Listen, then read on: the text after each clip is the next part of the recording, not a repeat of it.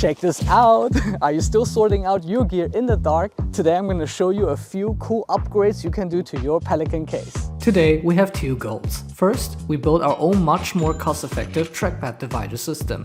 2. Not having to sort out our gear in the dark anymore. First, my camera case. I don't have the original dividers anymore, and to protect my cameras, we'll build our own trackpad divider system. Items and tools you'll need: hairpins, some cuttable foam, adhesive protective foam, elongated foam boards. Here I need to mention to buy the right size, best to get the large ones with the holes pointing in the right direction. In my case, I had to connect two pieces to build the bottom layer.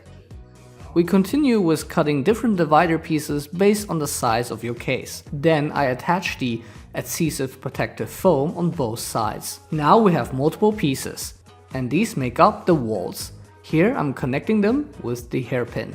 And at the bottom I added a bit more extra foam to give it more protection, since that's close to the wheel and there will be a lot of vibration. Before all this, do try lay out your equipment and see how you're going to fit them all in the size of the case, to make sure not wasting too much of your raw materials. Then I'm adding on a label, upgrading the handles, and voila! This looks so good! We continue with my lighting case. This is what you need: a strong adhesive remover, Velcro, AA batteries, AA battery powered LED strip, basic tools like a ruler, knife, scissors, grip tape, adhesive labels, and a mesh storage bag with Velcro. Lass loslegen. This is so dirty. Gotta clean this. So my plan is first to use duct tape to roughly put the LED strip in place. I can make sure that the length is correct and the positioning is perfect. Also need to make sure to not stick it too close to the outer edge, because when you close the case there is a little bit of overlapping and might damage the LED strip. And the controller with its batteries is being attached with Velcro. The large upper foam protection piece is blocking the light, so I'm cutting that down a bit as well. Alright, last piece to go.